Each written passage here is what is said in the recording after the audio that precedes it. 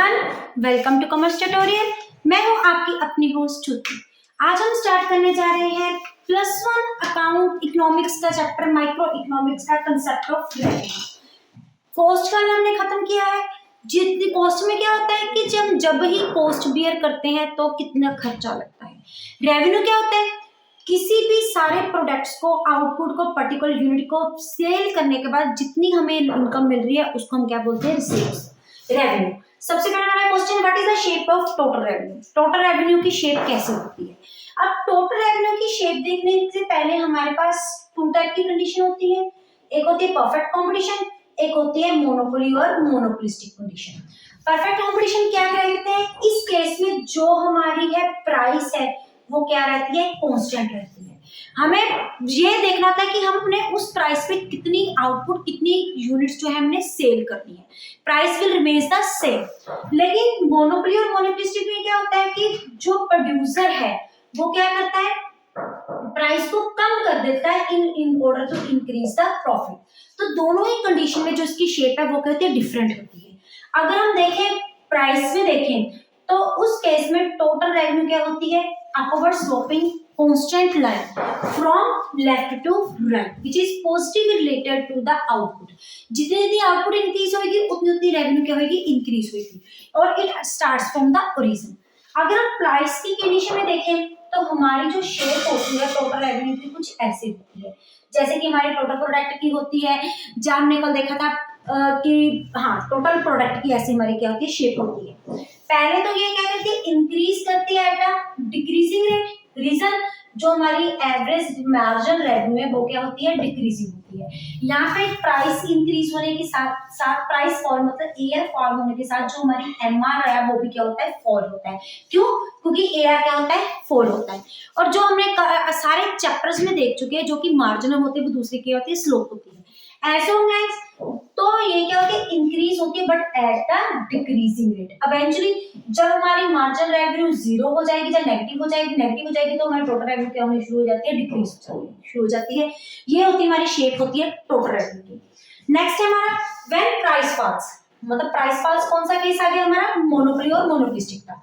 As the output increases AR is equal to MR, ये statement हमारी क्या है, फॉल्स है। रीजन, हमारी मोनोपोली और मोनोपोलिस्टिक की कंडीशन क्या होती है, जब प्राइस फॉल होएगी तो MR की क्या होगी, फॉल होगी, लेकिन उसके इक्वल नहीं होगी। जो हमारी कंडीशन है एवरेज रेवेन्यू मार्जिनल रेवेन्यू की, ये सिर्फ किस केस में, किस कंपटीशन में पाई जाती है, परफेक्ट कंपटीशन ही ऐसा केस है जिसमें एवरेज रेवेन्यू और marginal revenue is equal to price, ये एक दूसरे के क्या होते हैं, इक्वल होते हैं।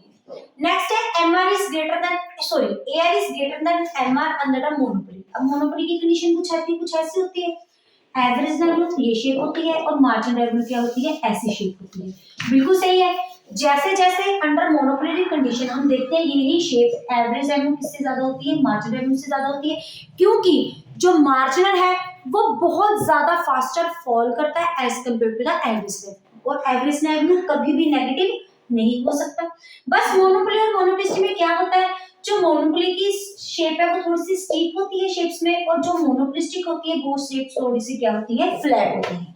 नेक्स्ट है AR is constant when margin revenue is zero। ये स्टेटमेंट क्या है, फॉल्स है। क्यों होगी, हमारी अगर MR जीरो है, ये देखिए यहाँ पे हमारी MR जीरो है तो हमारी एवरेज रेवेन्यू जीरो नहीं होगी। क्यों नहीं होगी, एवरेज रेवेन्यू सिर्फ उसी केस में जीरो होगी जब प्राइस किसके इक्वल होगी, जीरो होगी, क्योंकि प्राइस किसके इक्वल होती है हमेशा, एवरेज रेवेन्यू।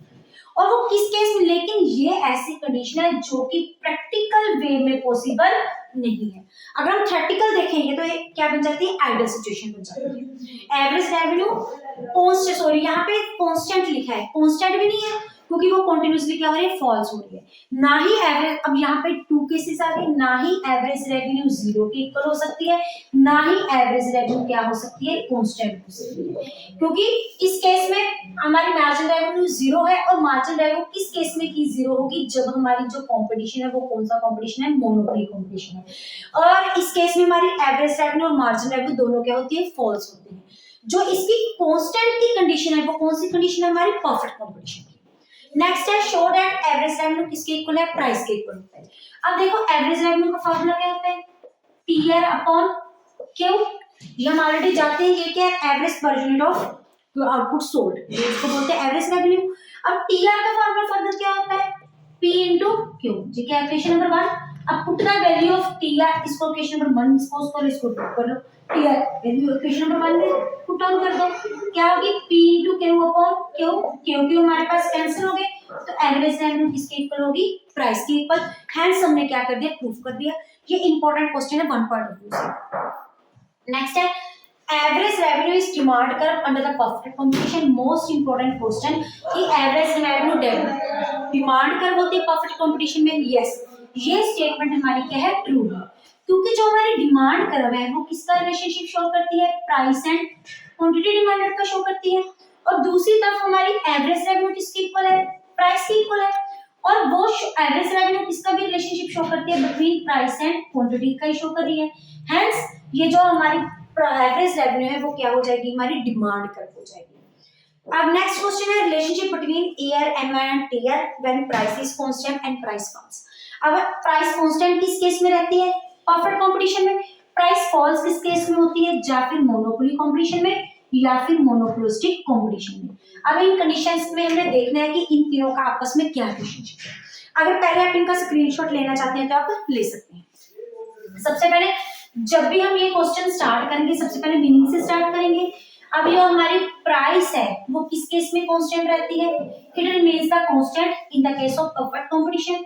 परफेक्ट कंपटीशन कौन सा होता है, जहां पे लार्ज नंबर ऑफ बायर और लार्ज नंबर ऑफ क्या होते हैं, सेलर होते हैं। Industry is the price maker, firm is the price taker. यही रीजन है कि इस केस में जो हमारी प्राइस है वो क्या रहती है, कांस्टेंट रहती है। और ये वो केस है जिसमें प्राइस कांस्टेंट है तो एवरेज रेवेन्यू, मार्जिन रेवेन्यू और प्राइस ये इन तीनों चीजों के क्या होते हैं, इक्वल होते हैं। अगर हम देखें तो इनकी जो कर्व है वो कैसी बनती है, कुछ ऐसे वैसे बन जाती है। ये हमारी क्या है, average revenue, price as well as the margin. इस पॉइंट पे यहाँ पे क्या हमारी आउटपुट है और यहाँ पे हम क्या शो कर रहे हैं, AR, P और MR। चाहे आप इतने यूनिट सोल्व कर लो, चाहे आप इतने यूनिट सेल कर लो, चाहे आप इतने यूनिट सेल कर लो, ये तीनों एक दूसरे के क्या रहेंगे, इक्वल रहेंगे। और दूसरी तरफ से जो हमारी टोटल रेवेन्यू होती है, प्राइस ये रहेगी फिक्स होगी। टोटल रेवेन्यू होती है ये अपवर्ड स्लोप होती है from left to right and starts from the origin. अब अगर हम इसकी रिलेशनशिप की बात करते हैं तो हम कैसे करेंगे, स्टार्टिंग में सब तीनों का मीनिंग लिखेंगे। डायग्राम बनाने से पहले ये हमारे पास टीआर क्या होता है, एमआर क्या होता है और एआर क्या होता है। उसके बाद रिलेशनशिप में सबसे पहले एक्स एक्सिस में ए पार्ट में, बी पार्ट में हम क्या शो कर रहे हैं, एक्स एक्सिस में दोनों में हम क्या शो कर रहे हैं, आउटपुट, और वाई एक्सिस पे ए पार्ट में शो कर रहे हैं average revenue, price and margin. और दूसरी केस में हम क्या शो कर रहे हैं, हम वाई एक्सिस पे we are showing the TR. Second point हम शो करेंगे कि ये जो इनकी शेप्स के बारे में बनाएंगे, पहले शेप्स के बारे में बताएंगे, इनकी क्या क्या शेप्स हैं। हमारी AR, MR और प्राइस की शेप हमारी क्या है, constant which coincides to each other. Coincides का मतलब दोनों क्या है, सेम है तीनों के तीनों, and shown by horizontal line which is parallel to X axis which is show that remains the constant. Next में देखेंगे हमारी टीआर की शेप क्या है, अपवर्ड है, upward sloping straight line from left to right start from origin. ये क्यों straight line है, क्योंकि जो हमारी एमआर है वो क्या है, कांस्टेंट है, क्योंकि जो एमआर है वो टीआर की क्या होती है, शेप स्लोप होती है। अब मैं दोनों पार्ट्स में आपको ये कुछ बेसिक पॉइंट्स है, उसके बाद टू टाइप्स को हमारे पास रिलेशनशिप आते हैं, टीआर और एमआर का, एमआर और एआर का। दे अलग अलग भी आ सकते हैं, ये तीनों सेम भी आ सकते हैं। अगर सेम आएगा तो हम इकट्ठा करके लिखेंगे, नहीं तो इनको डिफर डिफर करके लिख देंगे। सबसे पहले हम एमआर और एआर की बात करते हैं। Both are calculated from TR, dependent upon TR पे डिपेंड करते हैं। एमआर का फार्मूला कहता है change in TR upon change in quantity. AR का फार्मूला क्या होता है, TR upon quantity.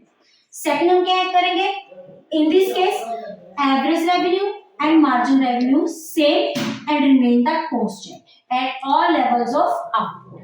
This is the reason they are depicted that coincides to each other shown by a horizontal line which is parallel to x axis.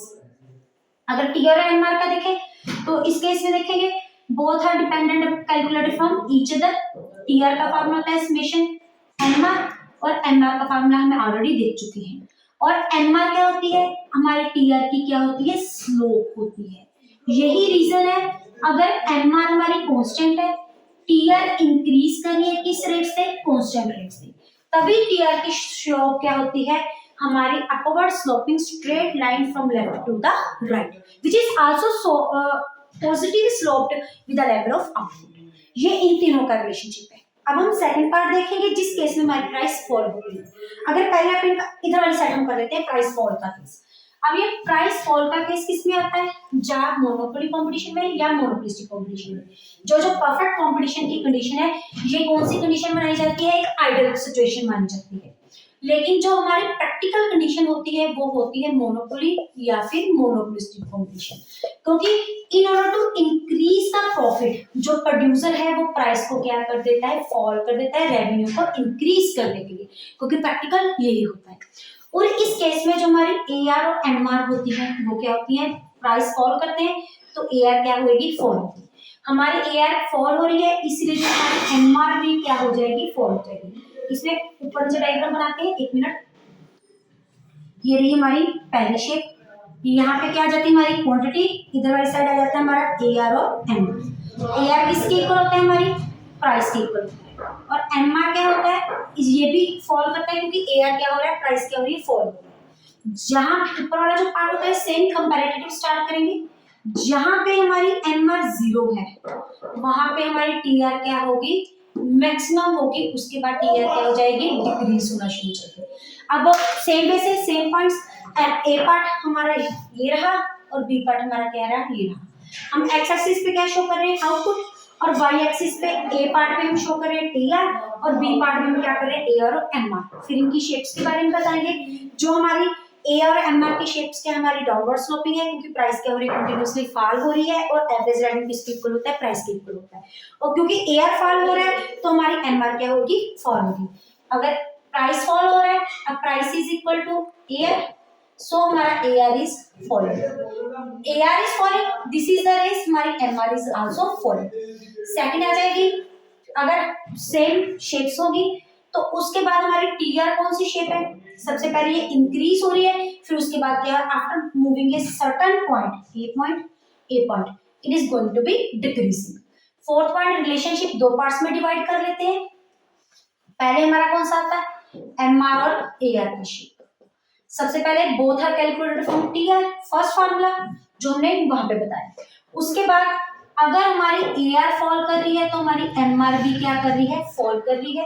But जो MR का fall होने का rate है वो क्या है, फास्टर देन एआर है, और इसी रीजन से जो हमारी एआर है it is greater than the MR, वो एमआर से क्या है, ग्रेटर है। सेकंड थर्ड पॉइंट ये भी बना सकते हैं, जो हमारी एमआर है वो पॉजिटिव भी हो सकती है, जीरो भी हो सकती है, नेगेटिव भी हो सकती है, तो हमारी एवरेज रेवेन्यू कभी भी जीरो नहीं हो सकती। रीजन वाई, क्योंकि प्राइस जब भी हम प्रोडक्ट सोल्ड करते हैं तो प्राइस कभी भी जीरो के इक्वल नहीं होगी। दूसरा किसका आ जाता है, एमआर और टीआर का। अब पहले वही both are dependent upon each other, जो हमारे यहाँ पे फर्स्ट फार्मूला है, फार्मूला बता देंगे। सेकंड हमारा क्या है, एमआर क्या हो रही है, फॉल हो रही है, यही रीजन है टीआर इंक्रीज हो रही है, कौन से रेट से, डिक्रीजिंग रेट से। क्योंकि फर्स्ट पॉइंट ये लगाएंगे, एमआर किसकी शेप को स्लोप होती है, टीआर की शेप हो जाती है। जब हमारी एमआर 0 हो रही है उस केस में हमारी टीआर क्या हो रही है, मैक्सिमम हो रही है, जैसे यूटिलिटी में देखते हैं, हम टीपी में देखते हैं, सेम उसी से। नेक्स्ट, जब हमारी एमआर नेगेटिव हो रही है वहां पे टोटल अमाउंट हमारी क्या हो रही है, also going to be decreasing. ये थे हमारे इनके रिलेशनशिप के पॉइंट। इसी के साथ हमारा रेवेन्यू का चैप्टर भी होता है कंप्लीट। अगर आप इसका स्क्रीनशॉट लेना चाहते हैं तो ले सकते हैं। वीडियो अच्छी लगे इसको लाइक करें, ज्यादा से ज्यादा शेयर करें, ताकि मैक्सिमम स्टूडेंट्स के पास इसका बेनिफिट पहुंच सके। चैनल को सब्सक्राइब करना ना भूलें। Thank you, have a nice